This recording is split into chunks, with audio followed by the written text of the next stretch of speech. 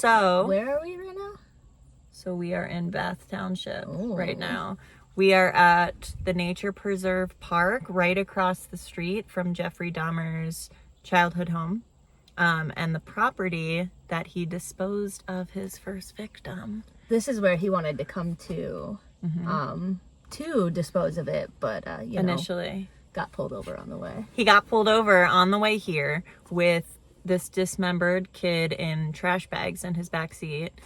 And then the cop was like, hey, what's in that trash bag? Yeah, what's in that? Oh, it's just trash. My parents are splitting up, so I just thought I'd get rid of the trash. Yeah. He's like, no. He's like, I couldn't sleep, so like I'm just leaving in the middle of the night to go dispose of this garbage from my home. Weird, but all right. Super weird. So anyway, weird. He was on his way here. But the cops let him go because, he's a cis white man, but True that's that. beside the point. True that. But then he freaked out and he went back home, which is 2 minutes through just this right preserve right across the street. And he took the dismembered pieces and then scattered it all over his property. I think when we leave here, we actually might show you guys what the house looks like now because we're going to drive. It does look completely different than it used to. It does. And there's a lot of like no trespassing signs. You can't like go on the That would suck. Yeah, that would suck. Like it would be cool. Would you live in a serial killer house? Yeah, we'd definitely have to sage it. Yeah, we would get, there'd be like a smudge stick for every room. Yeah. Like, oh, bad vibes. Light it up. Light it up. No, but that does have to suck. I feel like a lot of people visit Jeffrey Dahmer's house. And it's also like really easily accessible. Yeah, it's not like, there's no parking around there though, so that's... Yeah, that's nice. It's kind of hard to like get to it unless you could, you pull walk up. there from here though. We could walk there from here. We could walk there from here. Maybe. Maybe. Coffee car chats? Cheers. Cheers to serial killers. Yep. Without justifying their actions. But like, let's talk about it. Well, yeah, let's talk about it. So anyways. So, I don't know. Let's talk about what he did here on this road in 1978. Yeah. So, Stephen Hicks was hitchhiking. He was walking down the road. He was coming from Chippewa Lake, where he was at a rock concert. Yeah, he was at a rock concert. Cute hippie kid. And Jeffrey Dahmer was like, hey man, I've got some booze and weed. I've got some back booze. at the house. I've got some. Do you want to come back? Do you want to just have like a come over? Maybe we'll take some pictures. Yeah, He didn't want to take some pictures. That's not yet. Not yet. So then they get in the car. They go back to his house, which is right across the street right now. And when they get there, they hang out. They hang out for a while. Yeah, a long time. Until Hicks was like, I gotta go. Yeah, he was like, people are gonna be wondering where I'm at. Right. Like, I have friends. Yeah. I was just at a concert and then I disappeared. Then he really disappears. Yeah, because, then he did. Oh. Right. So Jeffrey Dahmer was, as we all know, a queer Midwestern guy. Yeah. You know? Love the queers in the Midwest. Yeah. Slay. He did. Anywho, he was interested in Hicks. He thought that he was very handsome. He liked to say that he would pick his victims based off of their physique. And he was walking shirtless, so that's really what captured Dahmer. Yeah, he was like, this is literally a fantasy set up for me. Yep. This guy walking alone with his shirt off, and he found him attractive. Yeah. So we brought him back. And then when this man was okay getting into a stranger's car because he was hitchhiking. So don't do that. Yeah, don't do that. Don't do that, you guys. Don't do that. And if we've learned anything from Dahmer, don't hitchhike. Yeah. Yeah. Yeah. Yeah. I would say trust women, but like Eileen Wuornos was a thing too. So that's another episode. We don't even need to talk about it. Yeah. So when Hicks was ready to leave, Jeffrey Dahmer decided to take a dumbbell. Because he didn't want him to leave. He wanted him to stay. He wanted him to stay. And the crazy thing is he didn't even like make a move first because he said that there was no vibes of him being gay. Yeah, he was like, I didn't get the vibe that he was interested at all. So I chose not to do or say anything. Yeah. He could have got lucky. He was a handsome guy. I feel like Jeff was like a prime. He was pretty, especially for like the 80s and 90s. Yeah. Well, this was 70s, close enough. 80s, right. yeah. So he hit him over the head with the dumbbell. And then once he was like mostly knocked out, he strangled him with what's the long one? He strangled him with a dumbbell. No, he hit him with a dumbbell and then he strangled him with it's not called a dumbbell. What's the big one? One's for bench pressing. I don't know. Just a weight bar? I don't know. I'm just gonna keep doing this till it comes to me. I don't know. I don't know either. And then he strangled him. And then, luckily his parents were not home for this because then his mom ran off and his dad was away staying in a hotel doing school. So yeah, his dad was a scientist, so he was away getting more schooling, and his mom disappeared to Wisconsin. Yeah, she was a little crazy. She was a little bit of an alcoholic. Took his brother because that was her favorite. Yeah, she definitely favorited him. Yeah. So anyway, he had the house to himself. So luckily, he was home by himself because his parents were away. So he put the body in the crawl space under the house and then would randomly watch it decompose because he said he liked to see the morbid process of a body decomposing. Because he's not right in the head. That's true. And you know what? It makes a lot of mental illness. I know, and that makes me so sad. Illness. And never ever to justify a monster. We're not justifying monsters. Justifying what he did was awful. But let's be for real for like half a second. Let's just veer off of this original story. If this were today, and he was accepted for being queer in the Midwest, where it was very hard to be so, where he could get help for his abandonment issues and anxiety and paranoia and depression and possible schizophrenia. He has no empathy. He's a sociopath. He's so a again, sociopath. So I don't think mental health would help that, because that's the way his brain is wired. There's no meds for that. Yeah, he probably would have been put into a forever stay at a hospital. Institute. Yeah. Which, to live out his life, which isn't a bad thing. He started young, too. Yeah, he did start young, was collecting bones and dissecting roadkill to see their insides. He kept the pig head, from being dissected in school. He kept these things. Yeah, so he was born that way. Yeah. Which again, still, my point still stands. That doesn't make it not mental illness, and it doesn't mean that things may have not changed if it happened during a time where there was mental health help. Yeah, but I don't think there's help for that. No, I'm not saying he wouldn't still be a serial killer. Maybe less people would have died. Maybe. Not saying he wouldn't have been a serial killer. Also, if it was today, less people probably would have died because of how DNA and stuff works. You can't be a serial killer anymore. No. It was so easy to get away with things. Like I said, if he just stopped at that one, no one would ever know he killed someone. Yeah. No one. I know.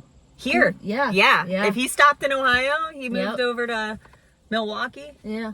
Dude never would have got caught. No. He would have gotten away with murder. Wild. Yeah. Yeah.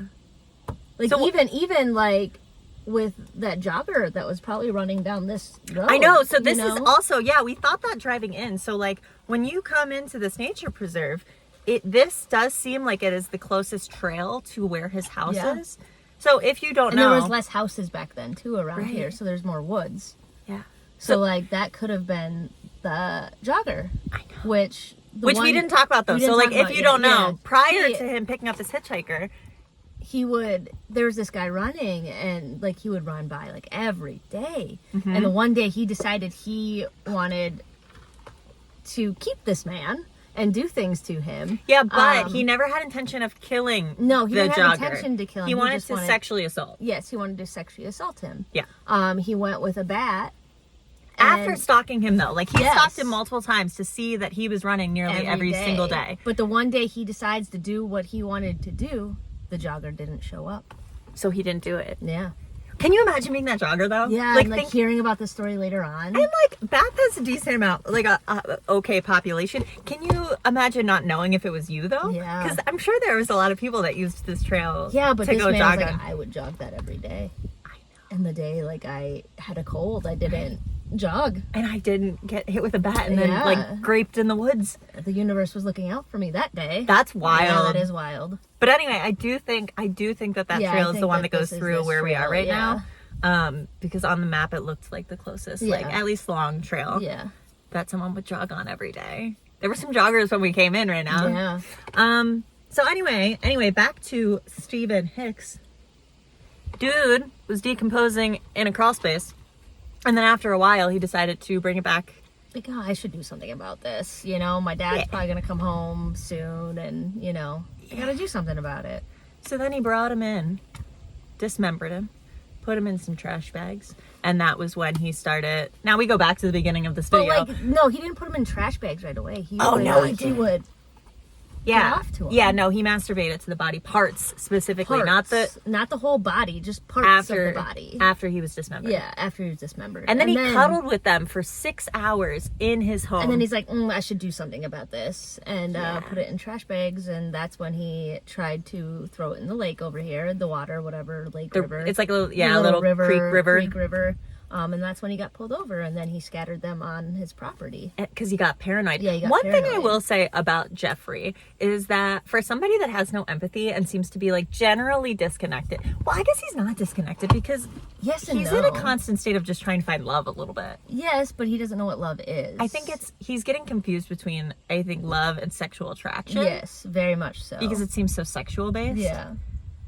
So but, like, I he guess didn't not really. start, like, sexually getting with them until way later on. Yeah, that was like his... Yeah. I think it was like his fifth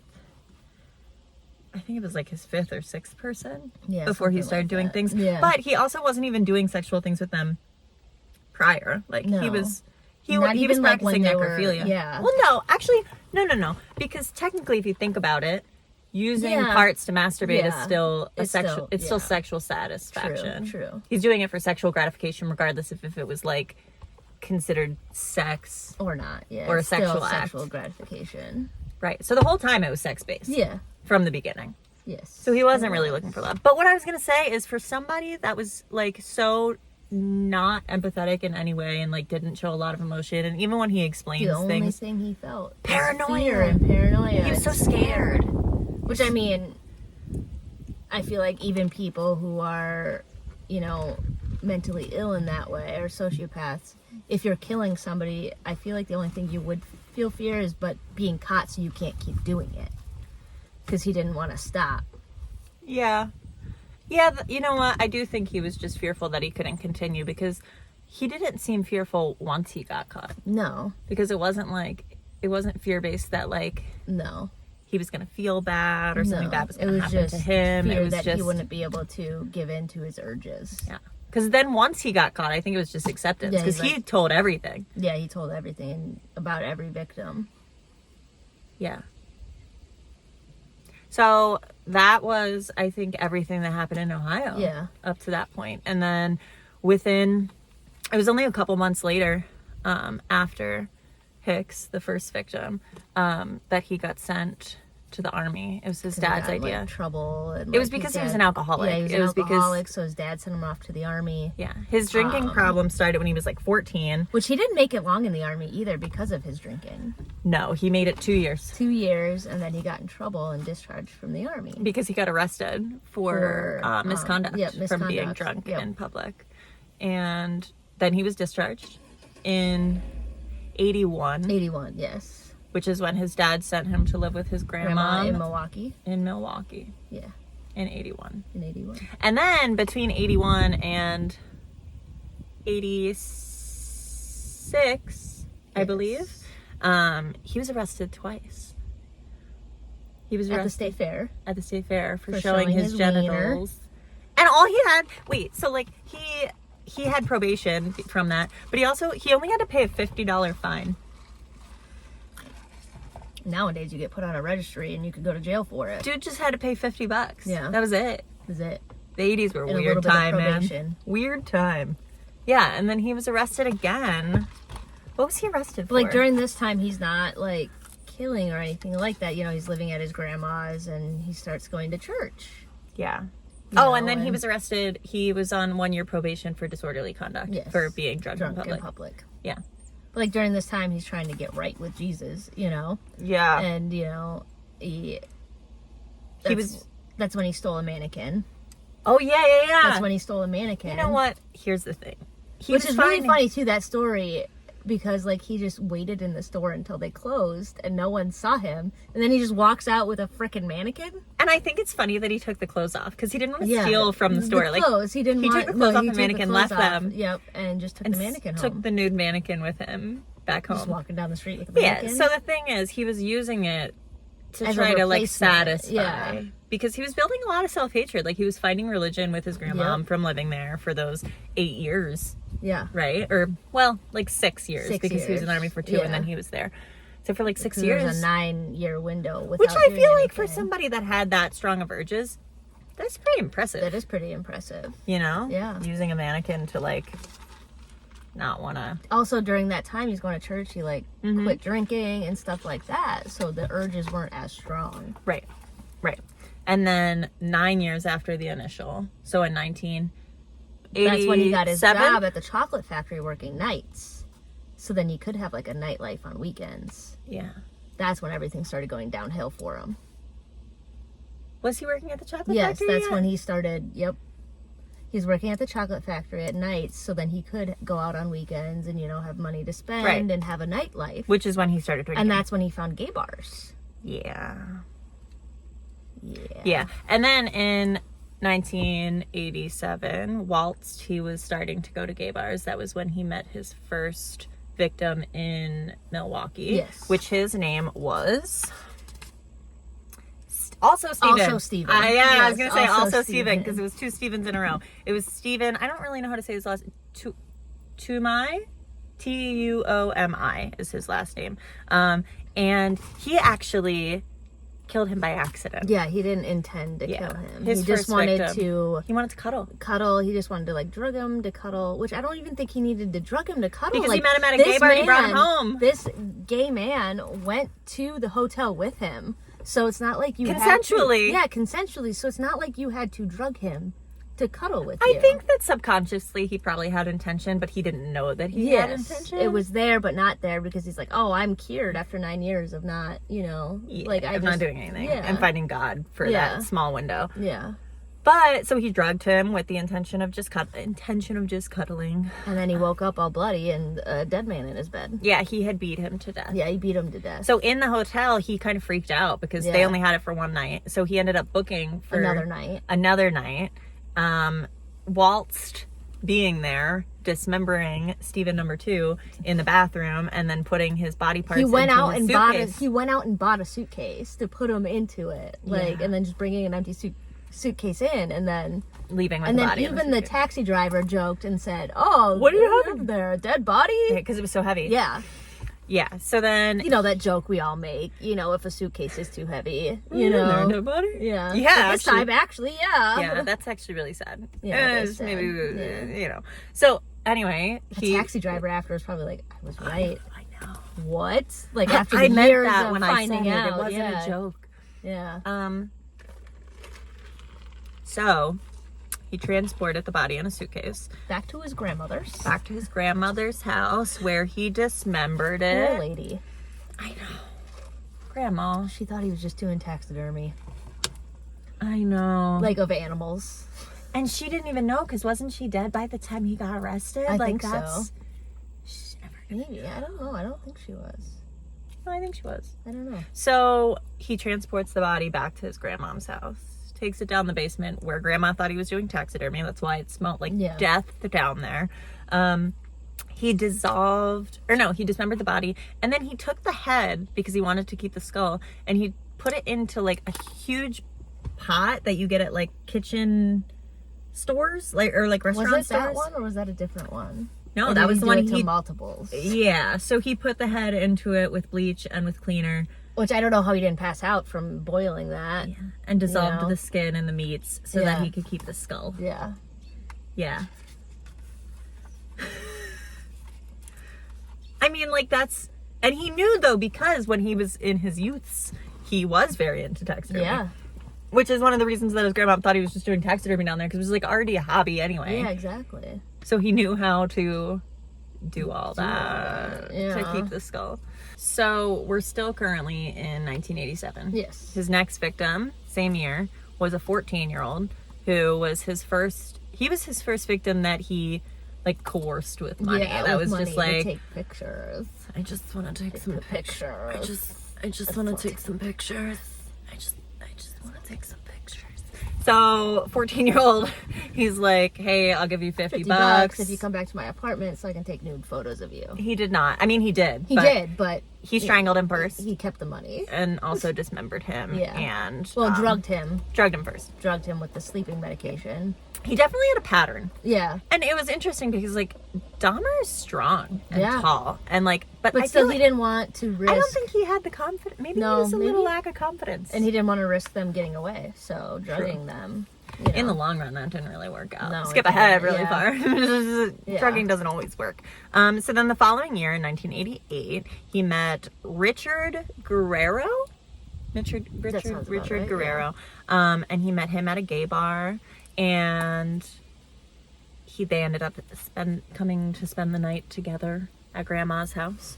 That was his first victim that he did actual necrophilia on after he was strangled. Yeah. I don't know necessarily if he performed the acts prior to dismemberment or post dismemberment. Either way, super gross. So gross. Not a fan. Nope. Not my kink. No, we don't kink shame unless No, it's necrophilia. yeah. Anywho's, that year, later on in 1988, he was arrested for sexual assault. Mm-hmm. And actually, fun fact, it was only like 2 weeks after he got his own house. Because 2 weeks prior to his arrest, his grandma was like, I don't like this taxidermy. Yeah, it smells too much. You need to find your own place to live. I don't like this taxidermy in the basement. Yeah. You got to get going. Get out of here. So he did. And within 2 weeks of having his own place, he was arrested for sexual assault of a 13-year-old that he paid to come take pictures, drugged, molested. He escaped, went back home, where his parents were like, something's off. Yeah, you don't seem right. Like, seem like you might be drugged. Yeah. From someone else. So they went to the emergency room. They found out that he had been roofied. The cops were called. They went to the apartment where they arrested Dahmer. Coffee break? Clink it? Sink it? Yeah, so they arrested Dahmer. While he was waiting for his sentencing, which was a 2-month window, he continued working, continued on with his day. In those 2 months, he met Tony Sears. And Jeffrey was so paranoid because of the arrest. Yes, that they were watching his apartment.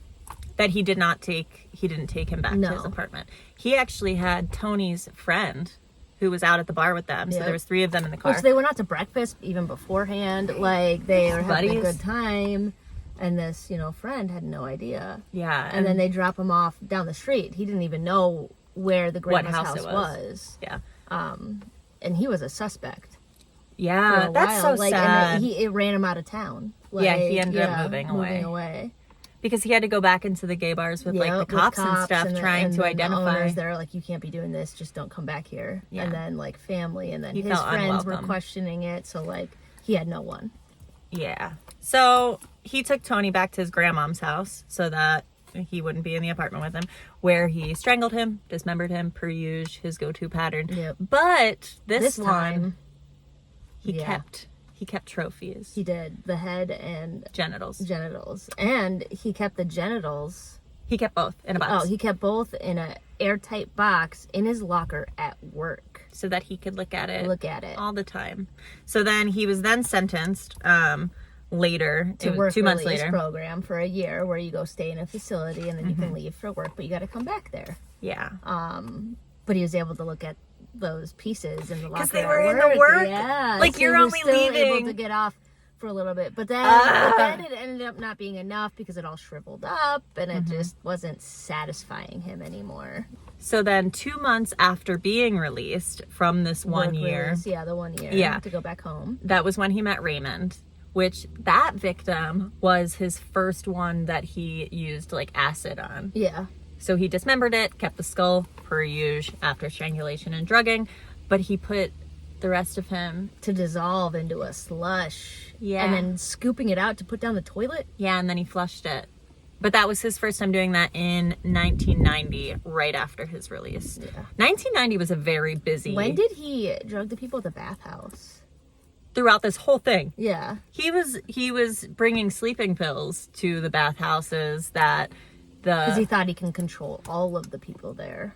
Yeah. All of the men. So there was not only like these victims, there were like other victims that didn't. Yeah. Yeah, I kind of forgot about that too. Yeah. He would just go to bathhouses and then make them extra sleepy. And it's even weird. It's weird because these were consensual And meetings. he didn't even get in trouble for that though. They just said, "Oh, let us know if he comes back here. Just tell him he's not allowed here." He got away with so much. The cops had him so many times. Yeah, so many. Even that forensic scientist was like, he'll be back.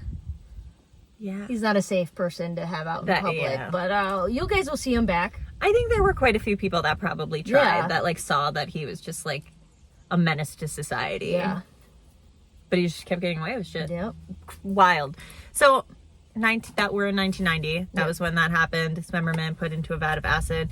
The next one, so this is where he kind of started like experimenting, I feel like, with what he wanted to get out of it. Because the one right after him, Edward Smith, he was the first one he tried to keep. Yep. So he put his body parts in his freezer, hoping that he would keep the body like full and good. He told cops later that one specifically made him very sad because the freezer ruined the body. So like when he finally took it out, he was hopeful that he would like... it would look the same. Because he really liked this one. He liked him. He was attracted to him. He wanted to keep him. But the freezer ruined it, so he was sad because he couldn't keep... I wonder what he did with the body after it came out of the freezer. Do you think he like put it in acid also? Probably. Because what else? That's when he was in his apartment. Yeah. He's not gonna carry it. I guess he could carry it. He liked to put things in trash bags. Yeah, but he had boxes and boxes full body of parts. body parts.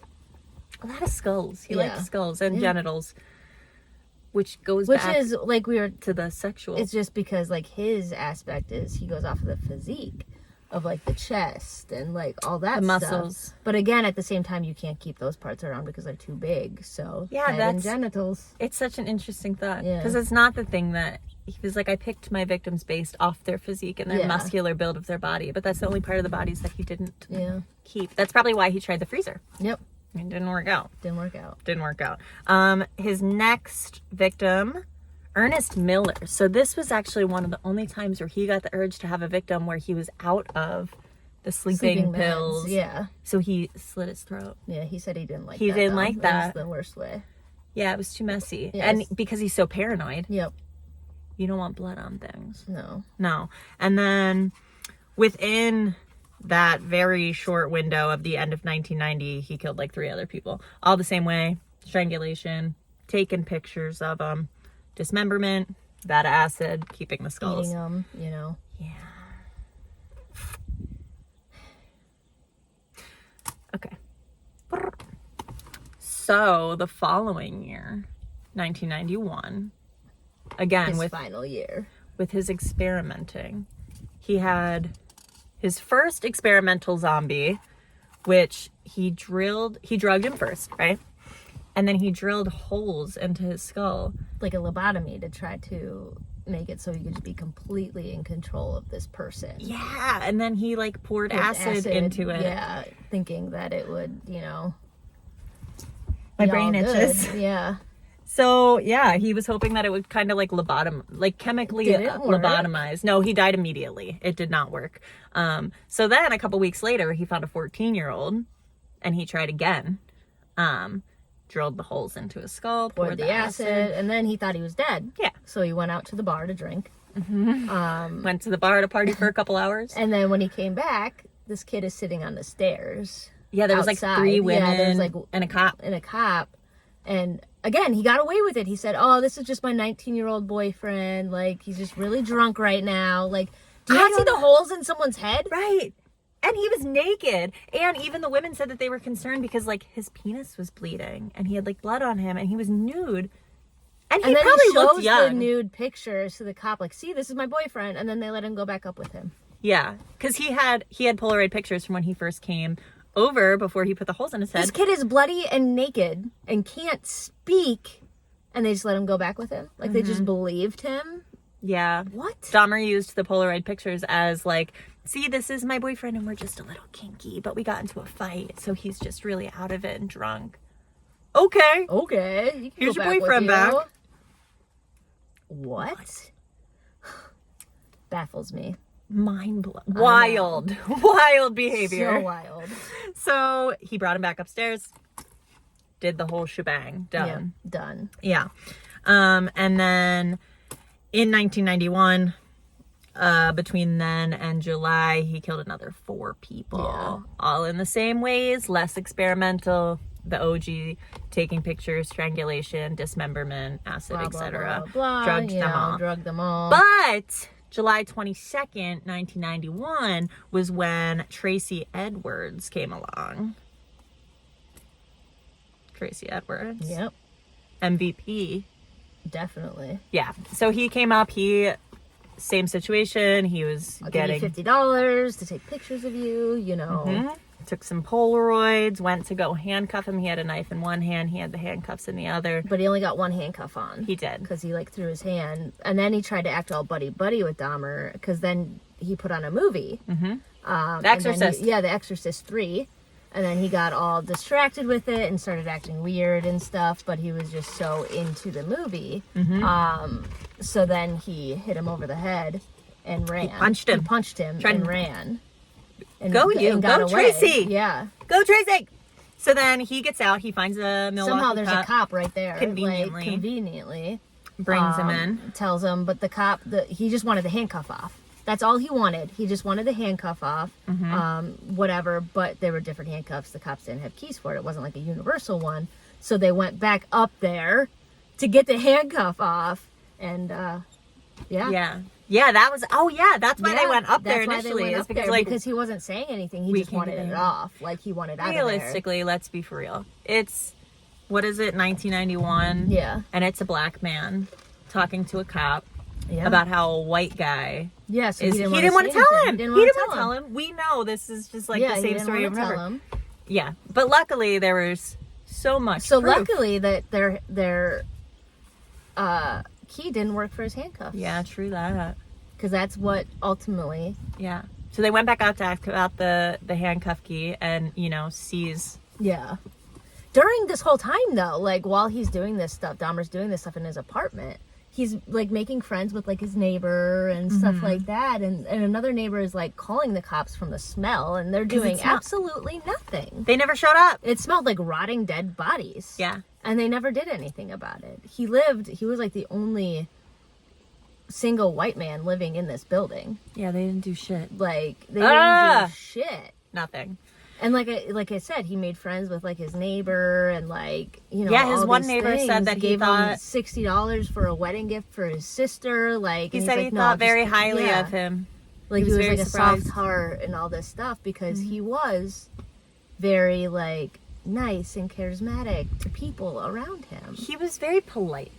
He was like a Midwestern guy, boy, Yeah. And that's, I think, how he got away with so much. Yeah. Until that.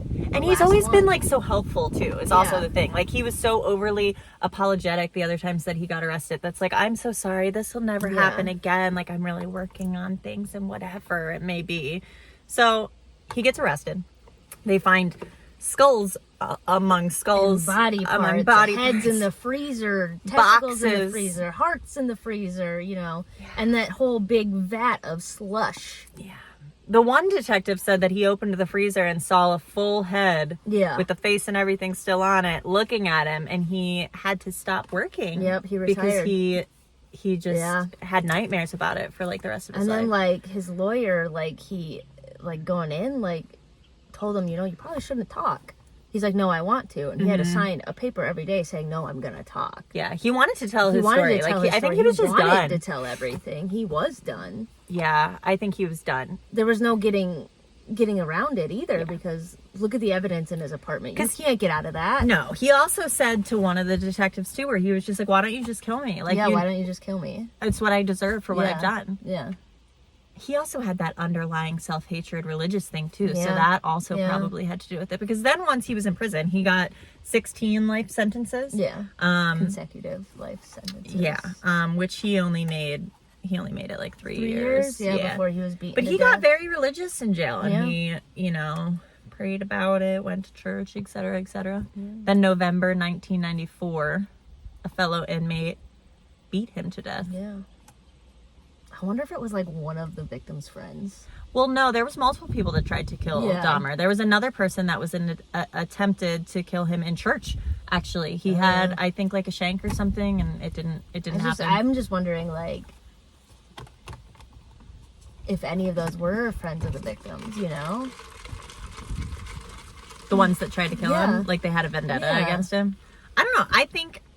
I don't think necessarily there was any connection. I think people just look at this guy that was a cannibal, and he killed people brutally. Like, you're not going to do well in prison anyway. Children too, like underage minors. Yeah.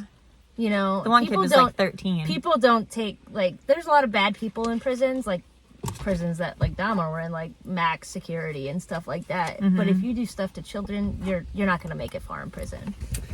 No. We have yet to look at this at all. I want to see. Do you think that his death is at the end of this? Should we skip ahead to the end? Let's see what it looks like. Hold on.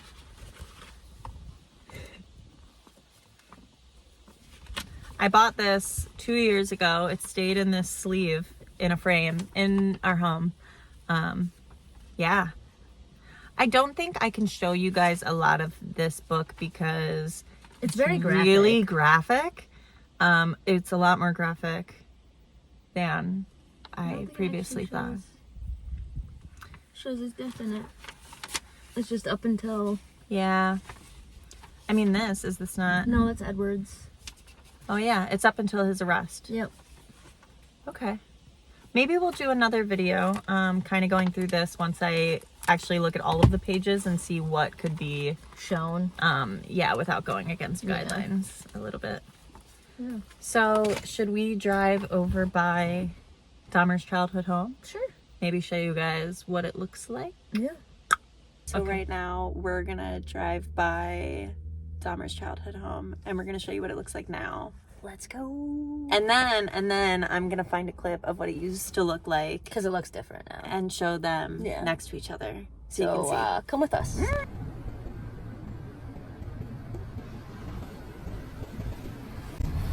Okay, so that was it now, and I'm going to show you what it looked like a decade ago. Yeah. Well, which, it still wasn't a nice... But it didn't change much until this owner. So the buyer before this one did not make changes to the outside of the house, and you'll see clearly that the new one did. Oh, yeah.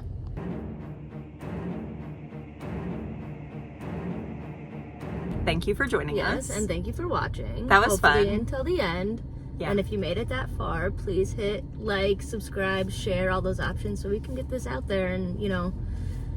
I love when YouTubers do this. Is this our thing now? Like, subscribe, comment. Share, you know, share it to everyone. So we can make more videos for you guys. Thank you. Mwah.